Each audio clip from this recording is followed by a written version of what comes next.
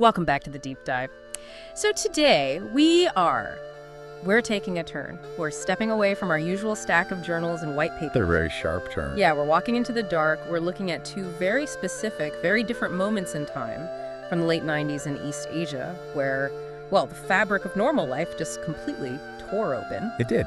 And it's a necessary turn, I think, if we really want to understand how a culture, how a society processes fear.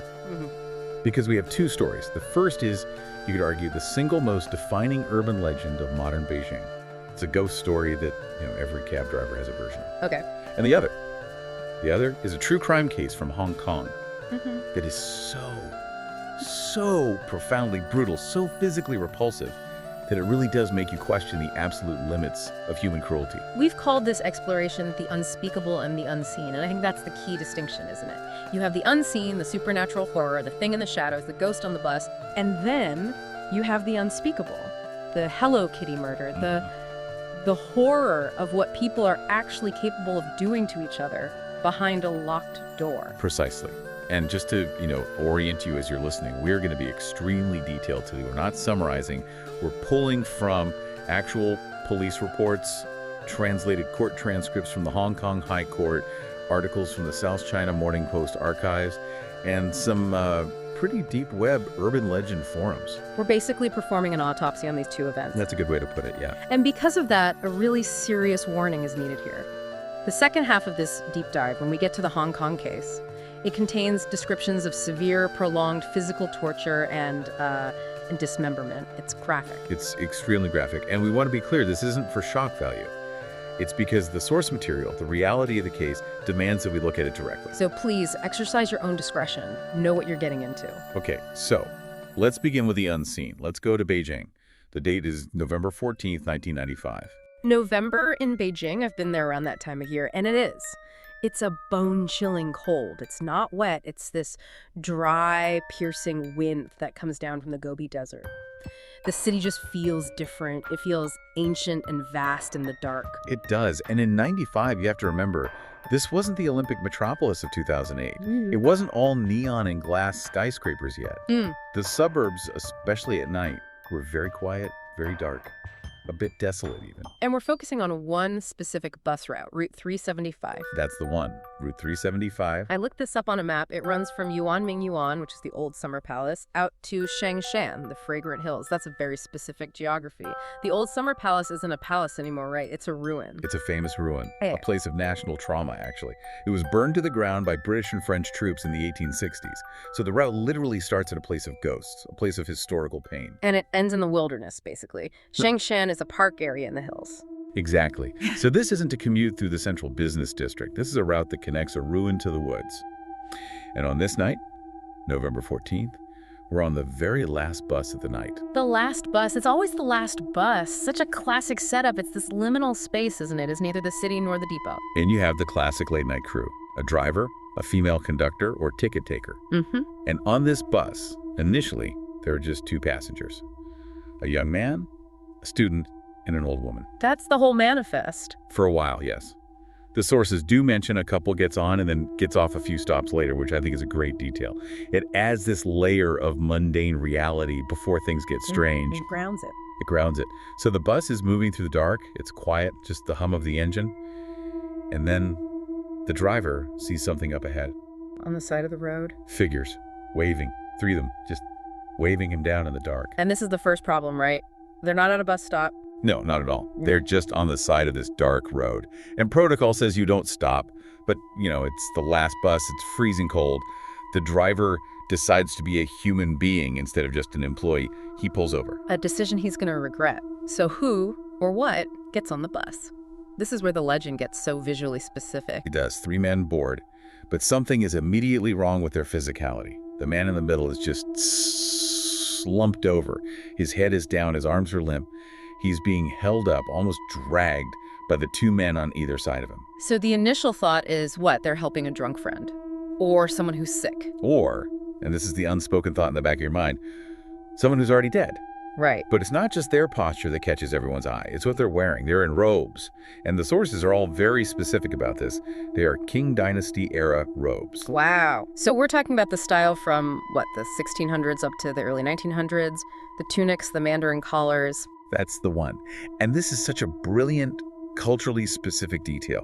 If this were a Western ghost story, they'd be in, like, Victorian funeral clothes. Sure, top hats and black coats. But here, it's the Qing Dynasty. And in Chinese folklore, especially the kind of Hong Kong cinema that was hugely popular in Beijing at the time, the Qing Dynasty official is the archetype for the Jiangshi. The hopping vampire, the Chinese vampire. I was just Yeah. thinking that. It's an instant visual shorthand for undead. It's immediate. You don't even have to think about it. And there's another detail. Their skin. The reports say it wasn't just pale. It was white, like paper. Like there was no blood flowing underneath at all. So you've got three guys in historical costumes with corpse white skin dragging what looks like a body onto a public bus in the middle of a freezing night. I imagine the atmosphere on that bus just plummeted. Oh, absolutely. The passengers are terrified. You can picture this dude just shrinking into his seat, trying to become invisible. But the conductor, she does something very practical, very human. She tries to rationalize the fear away. He tries to make it make sense. She speaks up, and her voice is probably a little too loud, a little too cheerful. She says something like, "Don't worry, everyone. They must be actors. There's probably a costume drama filming nearby. They just got drunk at the rap party and didn't have time to change." That's such a brilliant rationalization because it's actually plausible. It's completely plausible. There are film studios in the Haidian district. It's just believable enough to let the passengers lower their guard, to stop them from bolting off the bus right then and there. It's like, oh, okay, drunk actors. That makes sense. It puts a mask of the mundane over the face of the supernatural. Perfectly said. It pacifies that immediate fight-or-flight response. So the three mysterious men, they shamble to the back of the bus and sit down. The bus starts moving again. The silence returns. But it's a different kind of silence now. A heavy silence. And the old lady, who's sitting a row or two behind the young student, she isn't buying the conductor's story.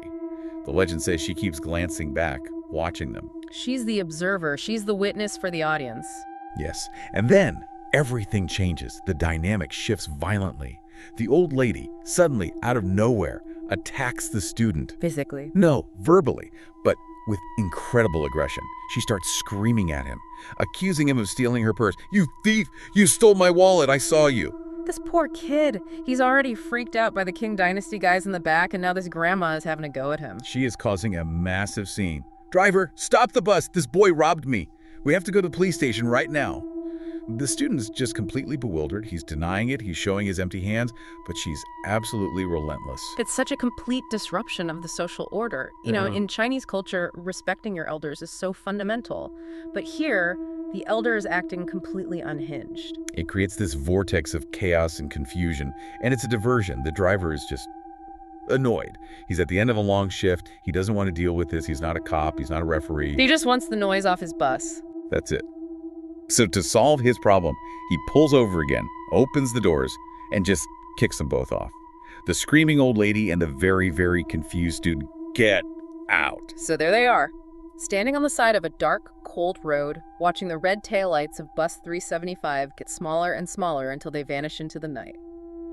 The student is probably furious, ready to argue his case. And this is the moment, this is the twist that makes the story a legend. The second the bus is completely out of sight, the old lady's anger just evaporates. She drops the act instantly. Just turns it off like a switch. Completely. Yeah. She turns to the student, and her face is now deadly serious, and she says, "I just saved your life." Chills. That's such a powerful narrative turn. She wasn't crazy, she was calculating. She was a survivor. The student, of course, asks, "What are you talking about?" And she tells him what she saw. What did she see that no one else did? She tells him she'd been watching the three men in the back. And at one point, a gust of wind blew through the bus. Maybe a window was cracked open just a little bit, and the wind lifted the bottoms of their long Qing Dynasty robes. And underneath? Nothing. No legs. They had no legs. They weren't sitting on the seats. They were floating a few inches above them. That's it. That's the definitive signifier of a ghost in so much of this folklore. It's not that they're transparent or rattling chains. It's that they don't touch the earth. They have no legs. Precisely. In that instant, she knew they weren't actors. They were spirits. Or worse. She knew that bus was doomed, and she realized she couldn't fight them. She couldn't just stand up and say, "Hey everyone, there are ghosts on the bus." No one would have believed her. They'd have thought she was insane. They'd have sided with the conductor's drunk actors theory. So she did the only thing she could think of to save the one innocent life she could reach. She created a social problem to solve a supernatural one. It's an incredibly clever use of the crazy old lady trope. She weaponized society's perception of her to save this kid. She did. But this is where the story shifts. It goes from being a spooky campfire tale to something that people claim is a real cold case. And since this is the deep dive, let's get into the alleged evidence that makes this legend so sticky. Okay. So, the old lady and the student, they go to the nearest police station, they report what happened, the ghosts, the floating men, all of it. And the police, I'm guessing, have a good laugh and tell them to go home. Pretty much. They dismiss them completely. It's the ramblings of a senile woman and a confused kid. Case closed. Until the next morning. Right, and the morning shift comes in at the bus depot, and bus 375 never came back. It's missing. The driver and conductor are missing. It's officially a missing persons case. And now the crazy old lady story is the only lead they have. It's the only lead, so the police launch a search. Now, the details here vary a little from source to source, but the most common versions, like the ones on the Edwindex archives, are very specific. Days later, they find the bus, submerged in a reservoir. Some versions say it was found in a dried-up riverbed or driven off a cliff.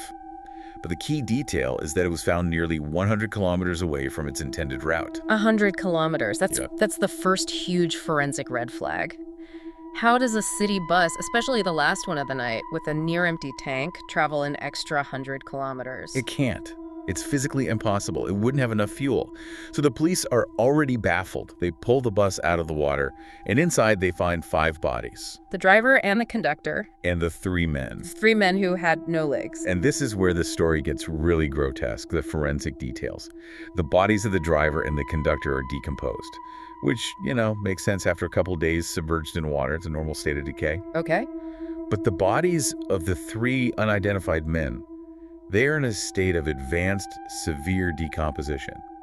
We're talking about bodies that look like they have been dead for months, maybe years, not 48 hours. So it confirms the old lady's observation. They were already dead when they got on that bus. They were corpses. They were just animated.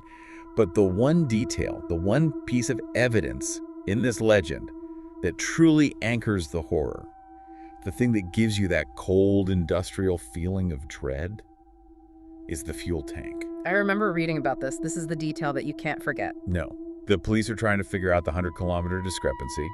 One theory is maybe the driver went rogue, went off route to an illegal station to refuel, which was strictly forbidden. So they check the fuel tank, they open the fuel cap, and the tank isn't empty, it's full.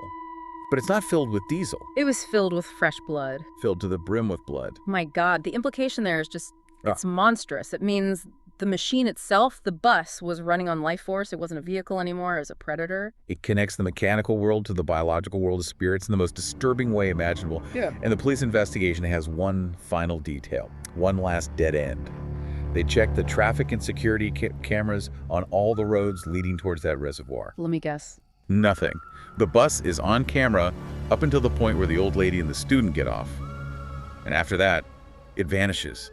It is not captured on a single camera again. It didn't drive there. It simply ceased to exist in our observable reality and reappeared, wrecked, in the reservoir. It slipped through a crack in the world. What I find so fascinating about this, beyond just the raw horror of it, is how it acts as this bridge between the old Beijing and the new Beijing. How so? Well, you have these Qing Dynasty ghosts, right? They are the literal history of the city, the weight of the past. And what are they doing? They're hijacking a piece of modern public transit, a city bus. It's the ancient past consuming the mundane present.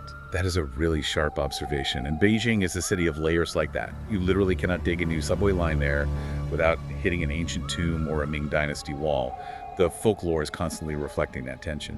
The idea that the past is right under your feet, or in this case, waiting to board your bus. Exactly. And, before we make the big pivot to Hong Kong, I think it's worth spending just another minute in this atmosphere. Our sources mentioned a few other Beijing legends that have this same DNA, this feeling of coexistence between the living and the dead. The interlude part of our outline, let's do it. The story of the tailor. That one felt very specific to traditional Chinese ideas about the body and the afterlife. It really is. This is a legend set at the south gate of the old walled city. There's a tailor working late in his shop. And at midnight, there's a knock at the door. A midnight emergency sewing job. Apparently, a mysterious customer wants to buy a needle and some thread. The tailor is, understandably suspicious. It's the middle of the night. So he doesn't open the door all the way. He just passes the items through a small window or a crack in the door. So he can't see the customer's face. Can't see the face. Yeah. But he did notice one thing. A very specific, very distinct bracelet on the wrist that takes the needle and thread from him. The unique identifier. The clue. Exactly. The next day, there's news spreading through the neighborhood. A body has been found outside the city walls. It's the body of a criminal who had been executed by beheading that morning. Okay. But when they found the corpse, the head had been sewn back onto the neck. Using the tailor's thread. Using the tailor's thread. And on the wrist of the corpse was the very same bracelet he'd seen the night before. Wow. So the implication is that the spirit of the executed man came back to buy the tools to make his body whole again for the afterlife. Right. In Confucian culture, bodily integrity is hugely important. Disrespecting a corpse or leaving it dismembered is a profound dishonor. You're supposed to enter the afterlife intact. So the horror here isn't just that he's a ghost. It's the sense of his desperate need to put himself back together. It's almost tragic. And the reaction of the other locals in the story is what really sells the atmosphere. It is. The tailor, completely freaked out, goes and tells the owner of the local pharmacy what happened. He says, "I think I sold thread to a ghost." And the pharmacist just kind of shrugs. He's not surprised at all. Not in the slightest. He just says, "Oh, that's nothing. I sell vulnerary, wound medicine to the dead at midnight all the time." All the time. It just completely normalizes it. It suggests that in Beijing, the spirit world isn't some other dimension. The dead are just another customer base with after-hours needs. It's a total coexistence. It's the same idea behind the ghost train of Babao Mountain. Babao Mountain. That's the big cemetery for party officials, right? The revolutionary heroes. It's the most prestigious cemetery in the country. The legend goes that a subway worker, finishing his shift late, catches the last train home. And it's oddly crowded for that time of night, full of people who look exhausted, wearing worn-out old-fashioned clothes. And the train starts looping. The train's automated voice announces, "Next station, Babao Mountain." But nobody gets off. Then a few moments later, it makes the same announcement again, "Next station, Babao Mountain." And between those two announcements, the worker blinks, and the entire train is empty. He was on the ghost train. He had accidentally boarded the special transport for the spirits returning to their graves for the night. You know, these stories, Bus 375, the tailor, the ghost train, they have this romantic, almost spooky quality. It's atmospheric horror, floating robes, phantom trains. It's scary, but it's a safe kind of scary. It's folklore. It's what we're calling the unseen. It allows us to process the idea of death and the supernatural from a comfortable distance. Now we have to make a very hard pivot, because the second half of our deep dive is not about folklore. It's not about ghosts you can escape by creating a diversion. Yeah. It is about a horror that is entirely human, entirely unspeakable, and it happened in a very real, very gritty third-floor apartment in Hong Kong. We're moving to 1999, the Hello Kitty murder, and I think we need to set the stage here very carefully. If the Beijing bus story is about the fear of the historical past, this case is about the horror of the marginalized, ignored present. And to do that, we have to start with the victim. We need to understand who she was before we can possibly understand the crime. Her name was Fan Man Yi. Her friends called her Map. Let's talk about Map. Because in the sensational headlines that followed, she's often just reduced to a label: prostitute, drug addict. But she was a person with a full and deeply tragic history. A very tragic history. She was born in 1976. As a child, she was abandoned, grew up in a girls' orphanage in Ma Tau Wai Wei. And here's a detail from the court records that just highlights the systemic failure that was about to happen to her.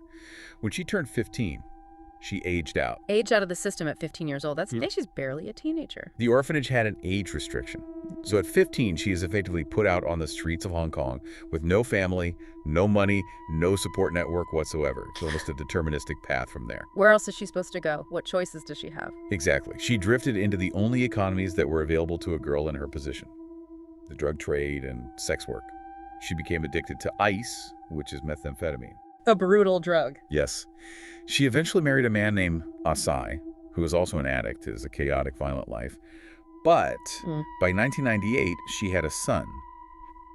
And all the sources suggest that this was a turning point for her. She was really trying to turn her life around. But for son. For her son. She was trying to get clean. She had stopped doing street-level prostitution and had gotten a job as a hostess at a place called the Empress Karaoke Club. She wanted to be a mother. She was trying to claw her way out of this pit. But the pit has its own gravity, and in her case, that gravity took the form of a man and a debt. And the inciting incident, the spark that lit this entire inferno, is just maddeningly trivial. It stems from a theft that happened 2 years earlier, in 1997. Fan had stolen a few items from a man named Chan Man Lok. He was known as Ah-Look. And who was Aluk? Ah-Look was 33 years old.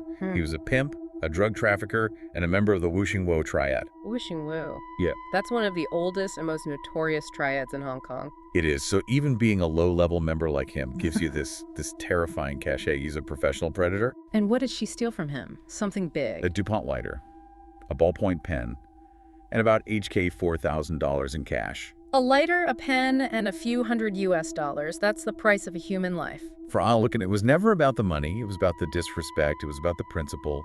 He demanded she repay him, but he applied what you might call triad math.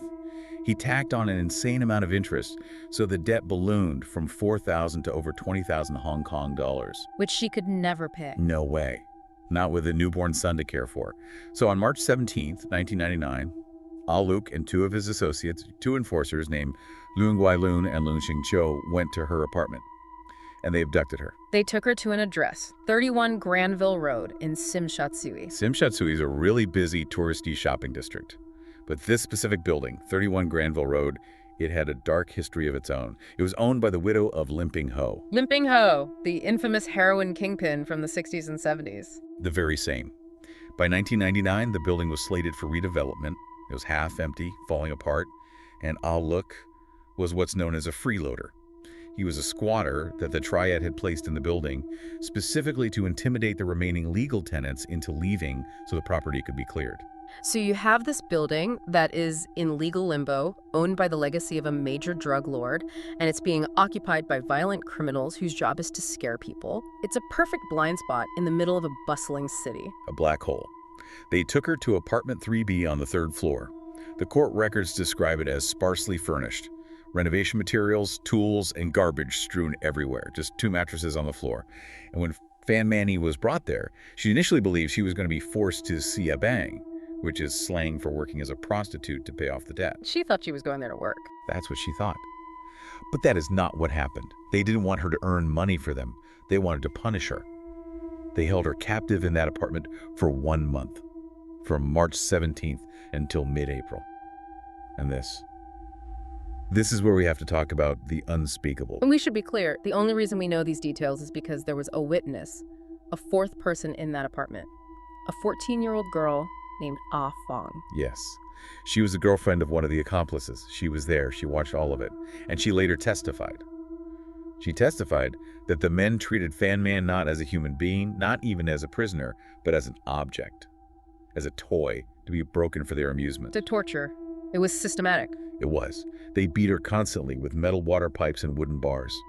At one point, they hung her from the ceiling by her wrists and used her as a human punching bag. Ah Fong testified she saw one of them kick her in the head 50 times in a single session. The cruelty wasn't just rage, it was creative, it was sadistic.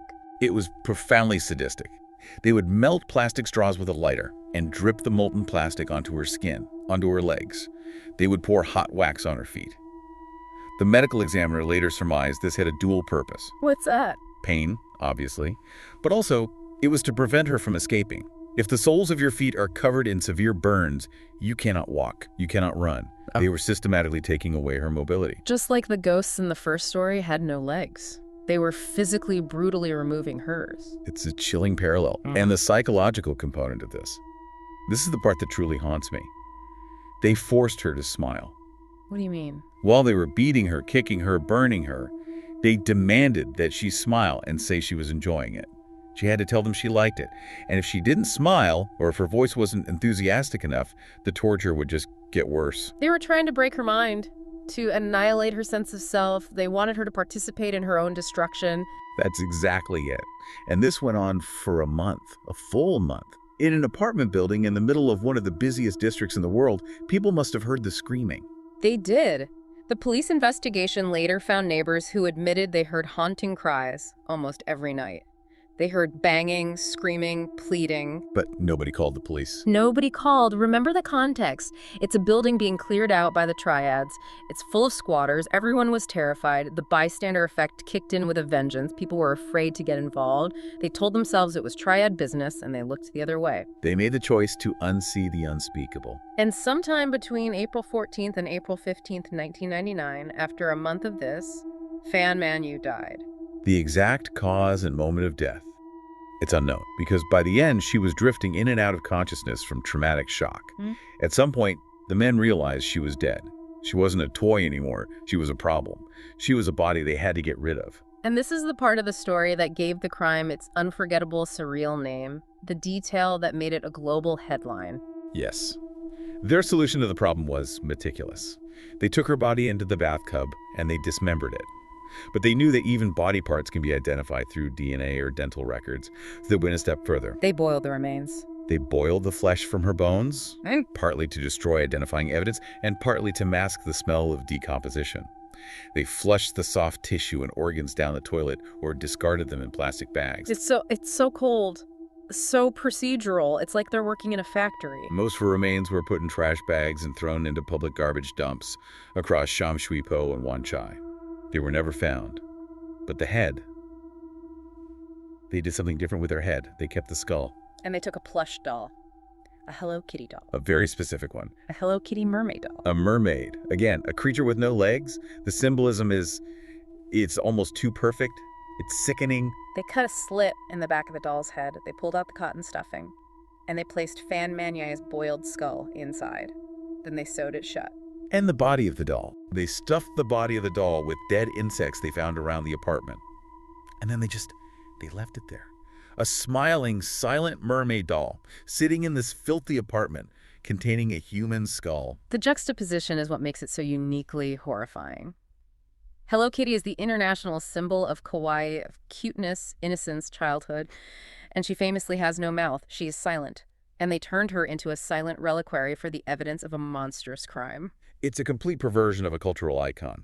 It's why the public couldn't look away. It's too surreal to ignore. But how did they get caught? I mean, if most of the body was destroyed and flushed away and the skull was hit her in the most bizarre way imaginable, they could have gotten away with it. They almost did. They were undone by the one thing they couldn't control, the conscience, or perhaps the trauma, of the 14-year-old witness, Ah Fong. The girl who watched it all happen. After the murder, Ah Fong was arrested for a separate minor offense and sent to a girls' reform school. And there, she started falling apart. She couldn't sleep. She was having constant, terrifying nightmares. About Fan Manu. Yes. She told her social workers that she was being haunted. And she was very specific. She was being haunted by a headless ghost. A ghost that kept demanding in her dreams, "Give me my head back." Wow. Whether it was a ghost or just profound psychological guilt, it was eating her alive. Right. And finally, she broke down completely. She confessed everything to a social worker. She said, "I saw a woman being killed. They put her head in a Hello Kitty doll." That poor social worker. You'd have to think the girl was having a psychotic break. It sounds like something from a horror movie, not a real confession. Initially, I think they did. But the details were too specific, too consistent. The social worker took it to the police. And on May 24th, 1999, the police raided apartment 3B at 31 Granville Road. And they found it. They found the apartment just as Ah Fong had described, a filthy, chaotic mess. And they found the doll. It was sitting on a canopy above the refrigerator. And when they cut it open, the skull was inside. They also found one of her teeth and some internal organs wrapped in plastic inside the refrigerator. The forensic team said the stench in the apartment, even weeks later, was indescribable. A terrible, sweet smell of chemical cooking and decay. let's move to the trial, because this is where the story takes another turn that people might not expect. The public outcry was enormous. They wanted a murder conviction, the death penalty, or life without parole. But that's not what happened. No, and this is a really fascinating and frankly frustrating legal nuance. The three men, Ha and the two Liangs, were charged with murder.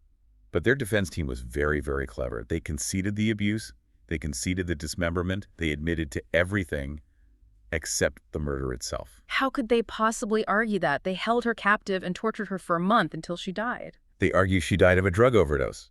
They leaned into her history as an addict. They claimed that during her captivity, she had taken a fatal dose of methamphetamine. And because they had so thoroughly destroyed her body. They destroyed the evidence. They destroyed the evidence. The forensic pathologists could not scientifically prove the exact cause of death. They could confirm the torture, but they couldn't rule out the possibility of an overdose. There was no soft tissue to test. So the sheer brutality of how they dispose of her body became their best legal defense. It's a horrifying irony, isn't it? Yeah. This created a huge problem for the jury with the concept of the guilty mind, the intent to kill. If there was a possibility she died from an accidental overdose, it's much harder to prove beyond a reasonable doubt that they intended to murder her. The jury was split. It was a 6-3 vote. That close? And they came back with a verdict. Not guilty of murder, but guilty of the lesser charge of manslaughter. Manslaughter, unlawful killing. Exactly. They agreed the men's actions led to her death, that they were responsible. But the specific legal definition of murder with intent couldn't be met. So they were looking at a much later sentence. For a crime this horrific, that's just unbelievable. It would have been. But the presiding judge, Justice Peter Nguyen, was clearly appalled by the facts of the case. He had seen the photographs. He had heard Ah Fong's testimony.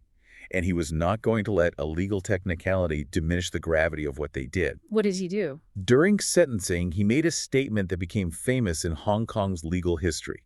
He looked at them and said, "Never in Hong Kong in recent years has a court heard of such cruelty, depravity, callousness, brutality, violence, and viciousness." And the sentence. He gave them the maximum possible sentence for manslaughter.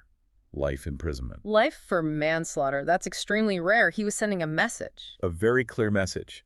He said a minimum parole eligibility of 20 years, ensuring they would spend a very, very long time behind bars. The psychiatric evaluations, by the way, deemed them all remorseless. So what happened to them? Where are they now? Well, Chan Manlock, the ringleader, and one of the accomplices are likely still in prison or have only recently become eligible for parole. But the other one, Loon Shing Cho, he appealed his sentence, and he got it reduced to 18 years. So he's out. He was released in 2014. Wow. But the story doesn't end there. And this postscript, I think, tells you everything you need to know about the nature of a person like that. In 2022, just a few years ago, Loon Shing Cho was arrested and sent back to prison.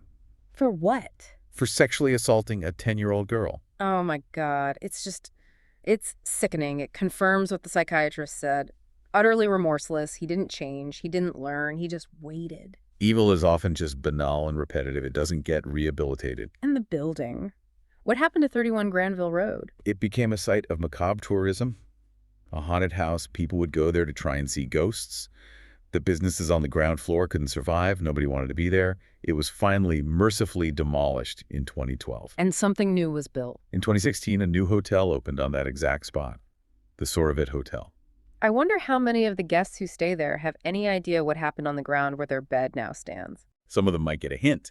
The hotel management, in a very telling move, placed large portraits of Buddha in the lobby. In Hong Kong culture, that's a very specific signal. It's an attempt to appease troubled spirits, to calm the energy of a place. Which brings us back around to the synthesis of all this. We have these two stories, Bus 375 and the Hello Kitty murder, the unseen and the unspeakable. When you put them side by side like this, what's the big picture? What do we see? I think we see a profound contrast in how we process horror. The Bus 375 legend is the unseen. It's about floating ghosts, blood in a fuel tank. It's atmospheric, it's spooky, and crucially, there's a hero. The old lady. The old lady intervenes. She's clever, she's observant, and she sees a boy. The story gives us a sense of agency. It suggests that if you're smart enough, you can escape the ghost bus. You can win. But in the Hello Kitty case, there are no heroes. There are no heroes in that apartment. There are only perpetrators, a victim, and bystanders. The neighbors heard the screams for an entire month and did nothing. The horror wasn't supernatural. It was the complete and total removal of humanity. The ghost in this story, the thing that brought justice, wasn't a Qing Dynasty spirit. It was the haunted conscience of a 14-year-old girl. It really highlights the difference between something being scary and something being horrifying. A ghost with no legs is scary. Yeah. A man systematically melting a woman's legs with hot wax so she can never leave is horrifying. It's a different category of fear altogether. Because real horror is about the exertion of power and control. Supernatural horror is often about the loss of control to an unknown force. And frankly, the very human desire to completely control and destroy another human being is infinitely more terrifying to me than any ghost story I've ever heard. And it forces you, the listener, to ask a really uncomfortable question. We'd all like to think we're the old lady on the bus, the one who sees the truth and acts. Oh. But if we're being honest and we look at the Hello Kitty case, we know that statistically, most of us are more likely to be the neighbor who hears a scream and turns up the volume on the TV. That's the Genovese syndrome, the bystander effect. We assume someone else will call the police. We tell ourselves it's not our business. The Hello Kitty murder is just this brutal, visceral reminder that sometimes it is our business. Silence is a choice. So, as we wrap up this very dark walk, what's the takeaway? I think we tell ourselves the ghost stories, the stories of the unseen, like Bus 375, to inoculate ourselves. We practice being afraid in a safe way so we feel tougher, but we have to tell the true crime stories, the unspeakable ones, to bear witness. We can't save Fan Mania now, but remembering exactly what happened to her in all its horrific detail is a form of justice. It denies her killers the anonymity and the silence they tried to create when they boiled that bone. And a final thought to leave you with, to chew on. In the bus legend, the hero story, the old lady saves the student, but she leaves the driver and the conductor behind to die. She knew the ghosts were on the bus. She made a choice to save one person, but in doing so, she sacrificed two others. Was that a moral choice? Or was it just a pragmatic, opportunistic one? It suggests that even in our stories about heroes, salvation is selective, and maybe survival always comes at a cost. And on that very heavy note, if you have any plush dolls in your room, maybe give them an extra squeeze tonight. Check the stitching. Or just, turn them to face the wall. Thank you for joining us on the deep dive. This was a tough one, but an important one. We'll be back next time with something a little lighter, maybe. Stay curious. And stay safe.